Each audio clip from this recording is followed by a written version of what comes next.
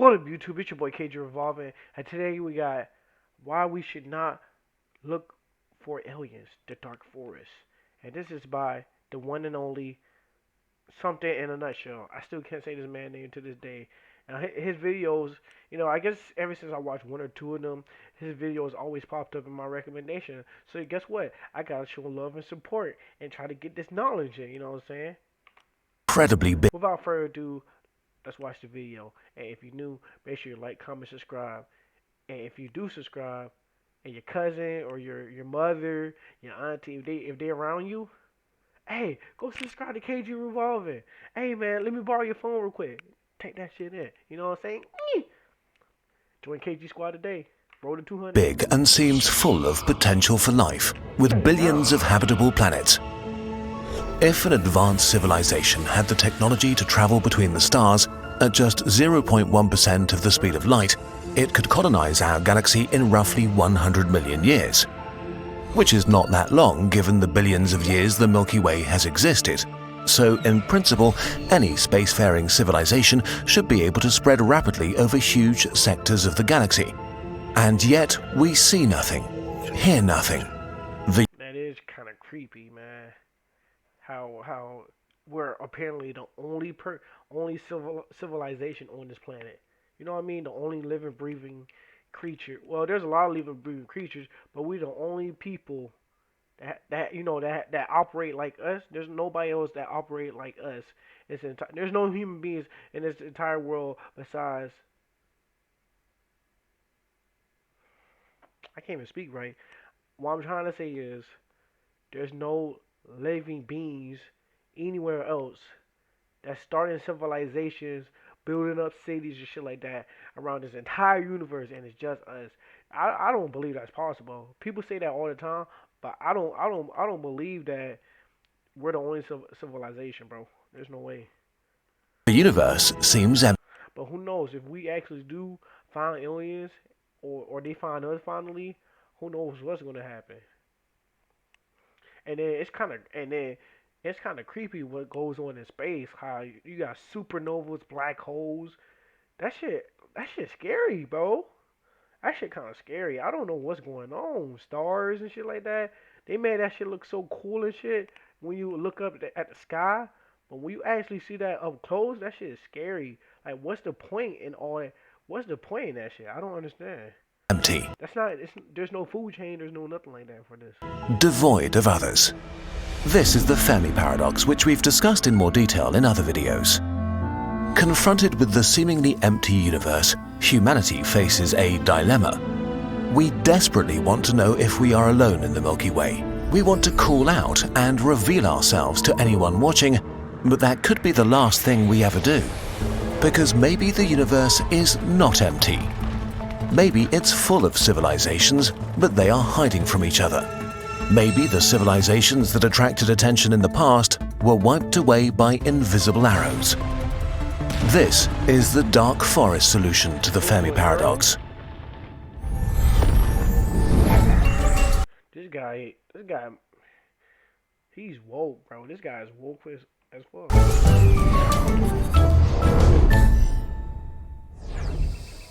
The way of life. The hunter awakes in his hiding place and carefully listens for suspicious noises from the thick undergrowth before he gets up. Another night has passed without incident. The forest is dark and full of fog. He considers calling out to others to end his loneliness, but stops himself at the last moment. What if they are like him? All living things seek to survive, secure resources, and multiply. Their greatest obstacle are other living things that share the same objective. Competition between species favored the survival of beings with advantageous traits. Our ancestors were inventive, competitive, expansionist, and greedy for resources, which led them to winning the competition for our planet. Today, most other animals are so utterly at our mercy that we wipe out about a dozen species a day, just as an unintentional byproduct of how we like to run things. And we can't really do nothing about that, honestly. But humans are more than individuals. From us, cultures emerge that also compete with each other. Competitive and expansionary cultures spread faster and further and merge with, subdue or destroy others. If we look at our history, it becomes clear we are dangerous. Not just to others, but also to ourselves. Our human nature has driven us to take over every corner of our To Mother Nature, my dumb ass. planet, and soon we will look to the stars, both to expand our domain and ensure Hey man, y'all let me know in the comment section below. I heard that we're supposed to be going to fucking Mars in 2026, 2027. That's not far away. And they already got the fucking iRobot, you know, the fucking the Tesla robot. They already got shit like that out now. Like, come on. access to ever more resources. And then Technology is just expanding more and more. It's getting like I remember when I was like in fifth, fourth grade, I had the flip phone, and now I'm the highest phone we got right now is an iPhone 13, and that shit. What can't that phone do that my laptop can't do? You know what I mean? You know what can't that phone do compared to the laptop? Like, we might stumble upon others trying to do the same thing. It's likely that the competition of life also takes place on faraway planets, so it's logical to assume that an alien civilization that came to dominate their planet would be in some regards similar to us. But if they're similar to us, they too may be dangerous. The implication. As the hunter sneaks through the dark forest all alone, he knows that there might be others like him. He can't know their intentions, if they are aggressive or not. The hunter knows he would kill to ensure his own survival, so he has to assume that they would too. And it might be that if he stumbles upon another hunter, the one that shoots first survives. None of this means that conflict is unavoidable.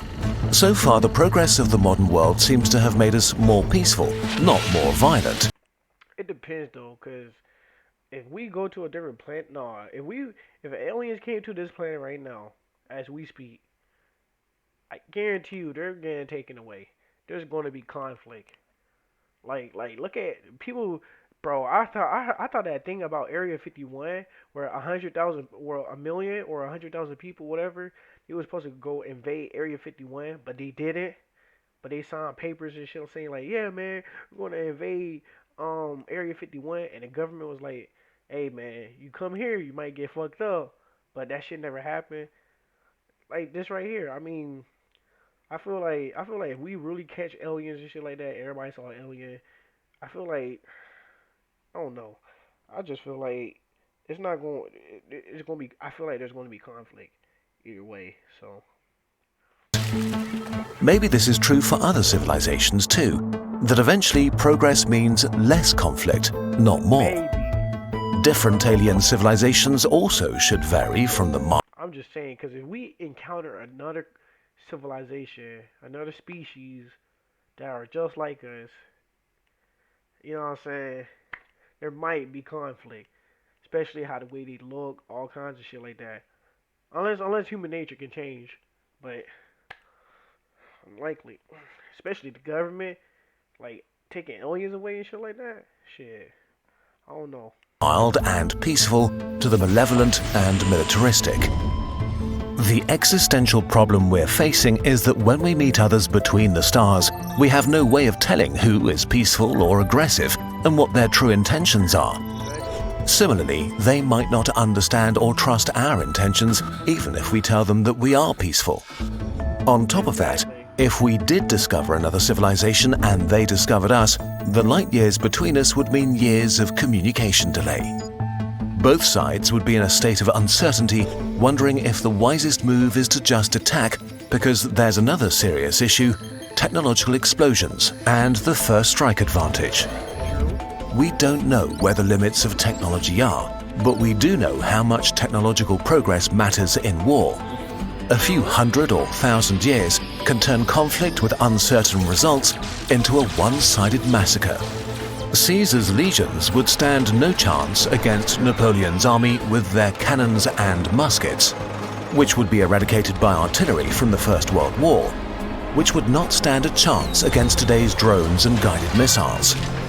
So the power level of different civilizations may vary massively, and that is facts. Like,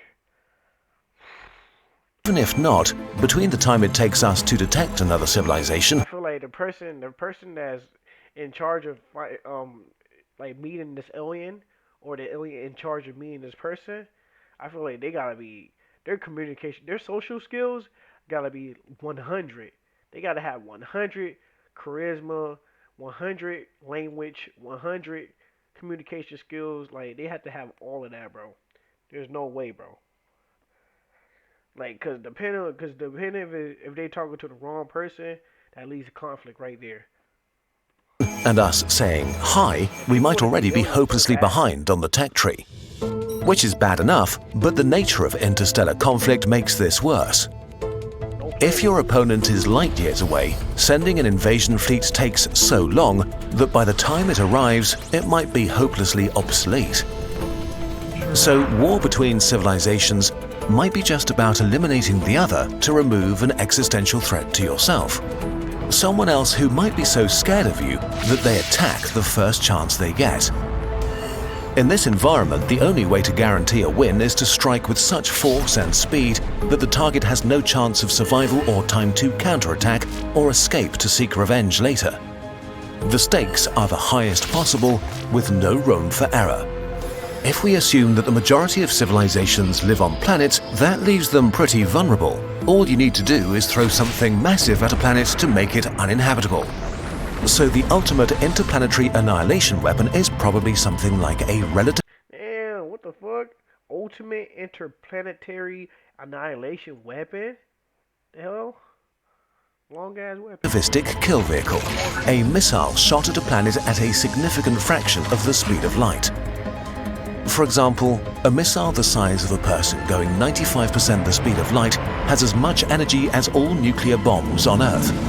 If you shot a few dozen at the civilization you wanted to wipe out, success would be fairly certain.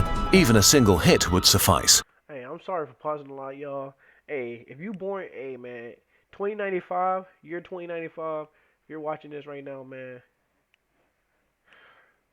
just let me know if this is true, man. Just let me know if this is true. Let me know how technology is doing at this year. 2095, I want to see if that shit right there is happening in 2095. This is not that absurd of an... Because at this point, this laptop right here, this webcam gonna cost like what? 2 cents, $3. You know what I'm saying? ...idea.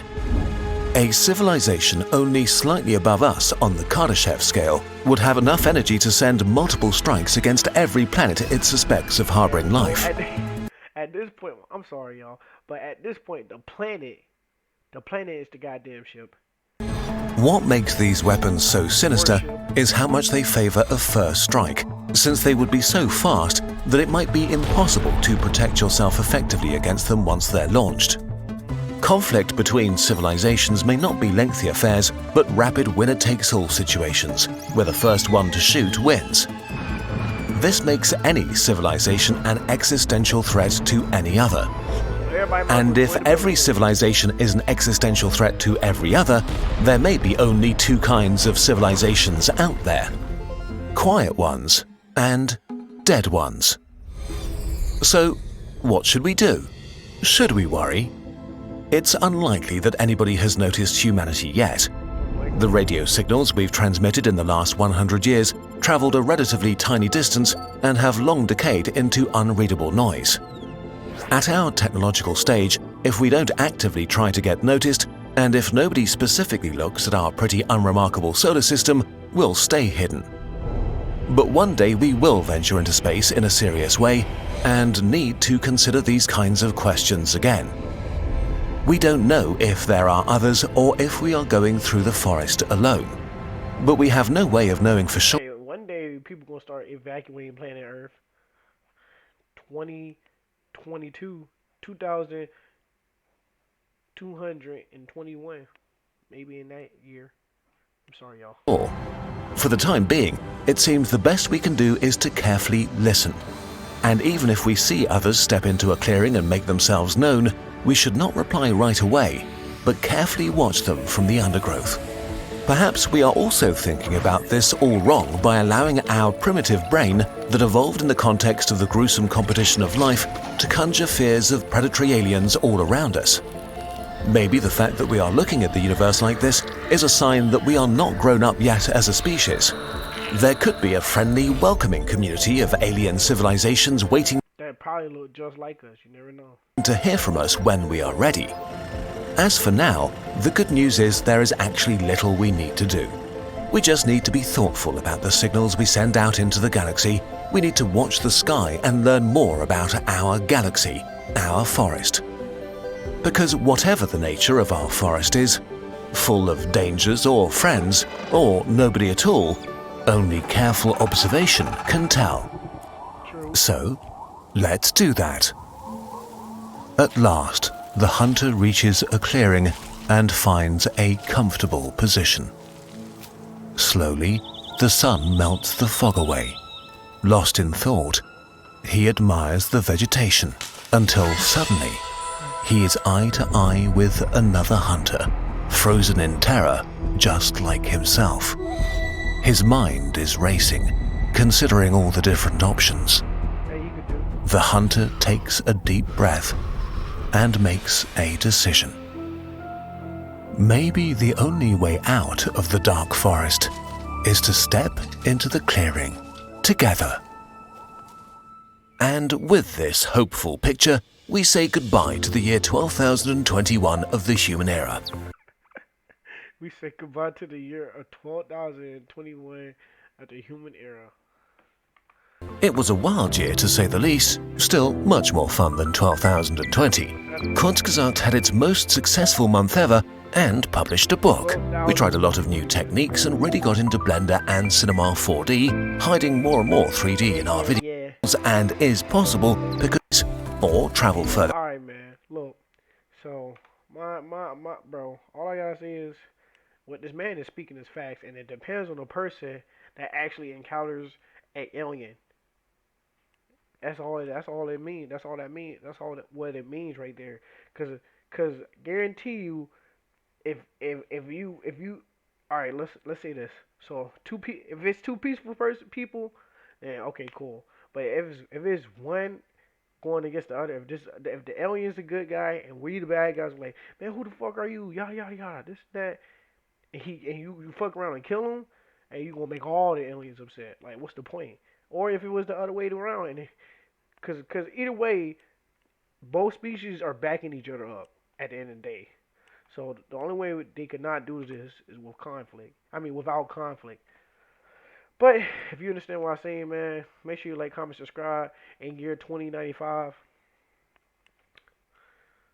y'all listen to this man, and when y'all do encounter aliens, man, just shake hands and put it in. I'll see y'all later, man. KG Squad, we out.